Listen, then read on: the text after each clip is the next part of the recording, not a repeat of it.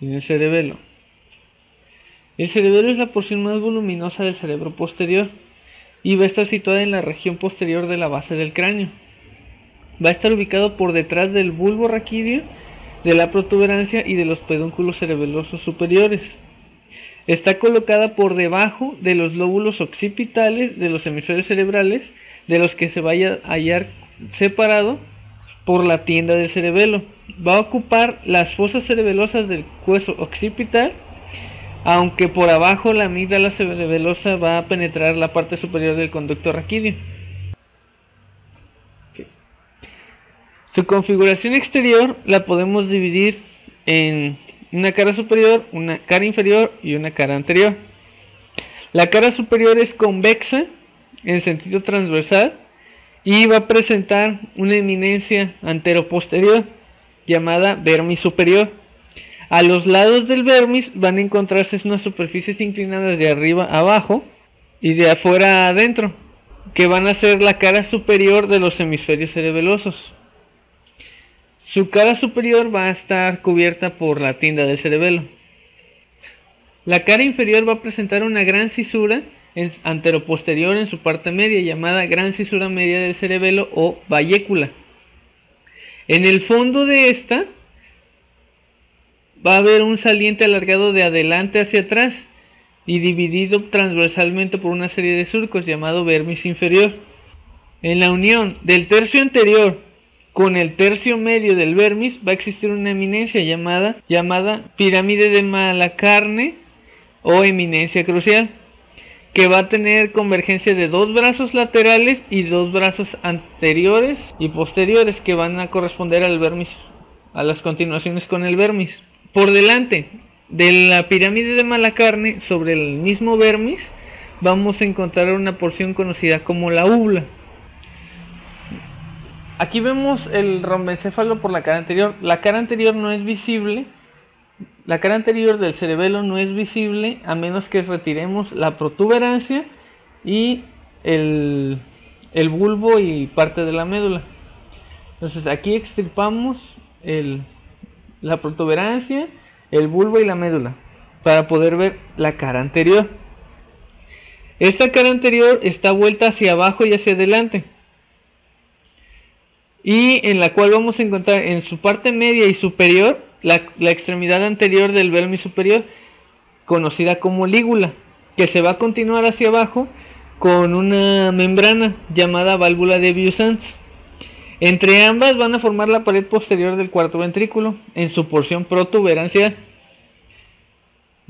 Más abajo vamos a encontrar en la extremidad anterior del vermis inferior, vamos a encontrar una región llamada nódulo, de cuyos bordes laterales van a salir dos membranas blancas y delgadas llamadas válvulas de Tarín o velo medular inferior, las cuales van a terminar a la parte interna de un lóbulo llamado lóbulo del neumogástrico o flóculus. Las válvulas de Tarín presentan un borde posterior que se pierde en la substancia blanca del cerebelo, un borde anterior que se continúa hacia abajo con la membrana tectórea, y su cara inferior va a corresponder a una porción del vermis inferior llamado amígdala, a las cuales van a servir de techo. La cara superior de estas válvulas va a formar junto con la cara superior del nódulo la porción cerebelosa del cuarto ventrículo. Bien, en esta cara vamos a encontrar una circunferencia que va a separar la cara superior y la cara inferior. Esta va a estar recorrido por un surco muy profundo llamado surco circunferencial de Vic de Azyr. En la división morfológica del cerebro vamos a encontrar que está dividido en un lóbulo central o un lóbulo medio y dos hemisferios cerebelosos. Tanto el lóbulo medio como los laterales van a estar recorridos por unos surcos transversales. Según su profundidad los vamos a catalogar en surcos de primer orden, que van a ser los que penetran hasta la sustancia blanca, y surcos de segundo orden, que son los que no penetran tan profundo.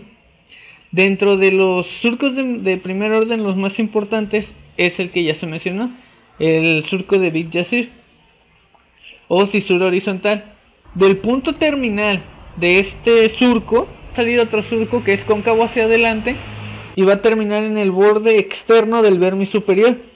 Este se llama surco primario o cisura prima y va a dividir el cerebelo en un lóbulo anterior y un lóbulo posterior, o en un hemisferio anterior y otro superior.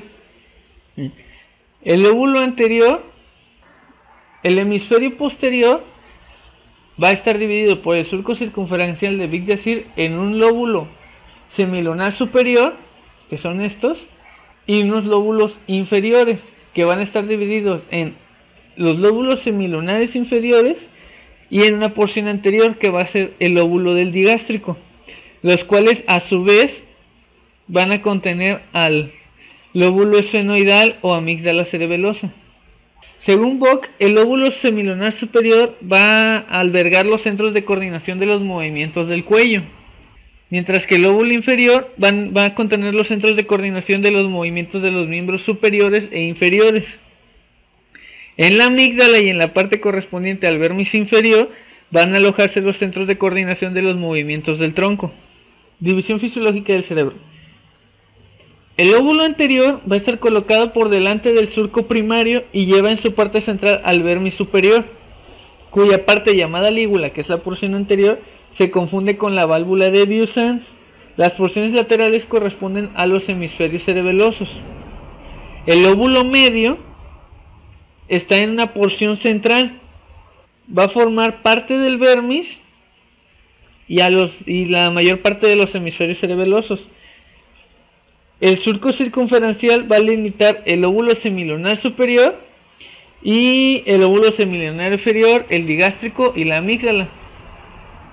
Y por último, el lóbulo posterior va a comprender la mayor parte del vermis inferior, el nódulo, así como las válvulas de Tarín y el lóbulo del neumogástrico. El cerebelo va a estar dividido fisiológicamente en tres porciones. La primera es el arquicerebelo.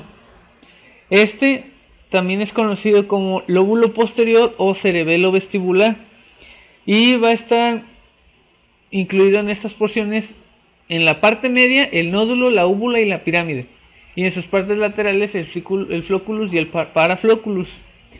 La siguiente porción es paleocerebelo, que es también conocido con el nombre de lóbulo anterior o cerebelo espinal, y en su parte media entra la lígula, el lóbulo central y el culmen, y sus porciones laterales son las caras superiores de los hemisferios cerebelosos y va a ser todo lo ubicado que es por delante de la cisura prima.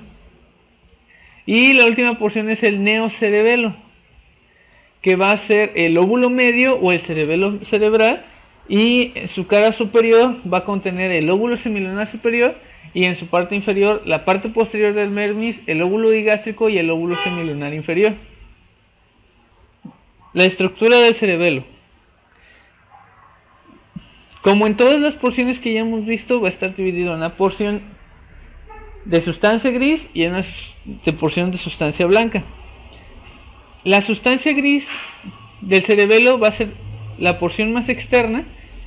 Es una corteza de sustancia gris que va a estar dividida en dos capas. Una interna de color pardo, que es el estrato granuloso, y otra externa de color gris, que es el estrato cinereo o capa molecular.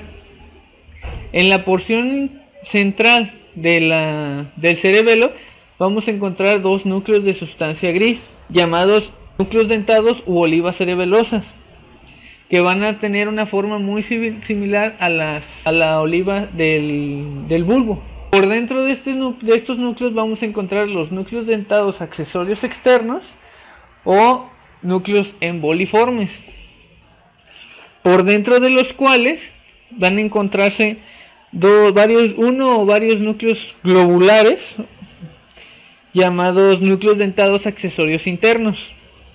Por dentro de estos, y ya comprendiendo la sustancia constitutiva del vermis, que es la parte media, van a encontrarse los núcleos del techo o núcleos fastigiales. Estos van a estar colocados contiguos al techo del cuarto ventrículo de cuya pared van a estar separados solo por el epitelio ependimario. La sustancia blanca va a ocupar toda la porción central, va a estar cubierta por la capa cortical, va a rodear a todos los núcleos que acabamos de describir y van a penetrar en el espesor de la corteza, de los lóbulos, de las laminillas y de las láminas, adoptando una especie de forma de árbol, unas arborizaciones, con los cuales se les llama árboles de la vida. Se han distinguido 3 árboles de la vida, 2 correspondientes a los lóbulos laterales y 1 al vermis. Las conexiones del cerebelo son las vías de conducción que van a penetrar en el cerebelo para terminar en los núcleos centrales o en la corteza cerebelosa, y las que nacen de estas formaciones grises salen del cerebelo pasando por los pedúnculos cerebelosos. Estos son de 3 pares. Son los pedúnculos cerebelosos inferiores, los cerebelosos medios y los cerebelosos superiores. Primero, los cerebelosos inferiores o cuerpos restiformes son 2 cordones más o menos cilíndricos que son continuación aparente de los cordones posteriores de la médula, y por estos cordones van a pasar las vías procedentes de la médula y del bulbo. Los siguientes son los pedúnculos cerebelosos medios o brachium pontis. Estos son los más voluminosos de los 3 y tienen un color blanco. Van a conectar el cerebelo con la protuberancia, es por eso que obtienes el nombre de brachium pontis, y tienen una forma aplanada de adelante hacia atrás. Se dirigen hacia adelante y luego hacia adentro. Presentan una cara anterior convexa y libre en relación con el peñasco y cubierta hacia abajo por el lóbulo del neumogástrico. La cara posterior va a bordear la parte postero externa de la protuberancia. Y por último, los pedúnculos cerebelosos superiores o brachium conjuntivum. Estos van a ser 2 cordones que van a estar aplanados de adelante a atrás y se dirigen de abajo hacia arriba, de atrás hacia adelante y de afuera adentro. Estos están constituidos por fibras que provienen de los núcleos del cerebelo y van al núcleo rojo y al tálamo del lado opuesto del tallo cerebral.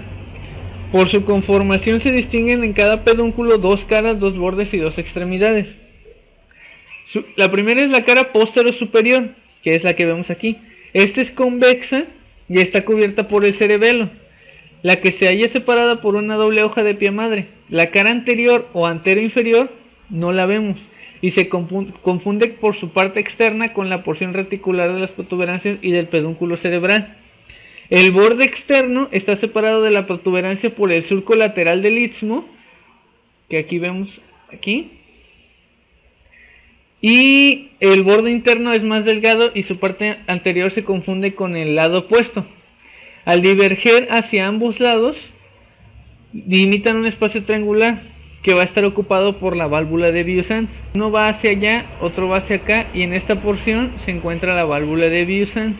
El caso clínico es un gangliositoma diplásico del cerebelo. Esta es conocida también como la enfermedad de Lhermitte-Duelos o gangliositoma displástico del cerebelo. Es una enfermedad muy rara que se presenta como un tumor en la corteza cerebelosa de crecimiento muy lento que produce un efecto en la masa posterior, causando síntomas de disfunción cerebelosa, hidrocefalia no comunicante y disfunción de nervios craneanos. Debido a este comportamiento se suele diagnosticar alrededor de la 3ª y 4ª década de la vida.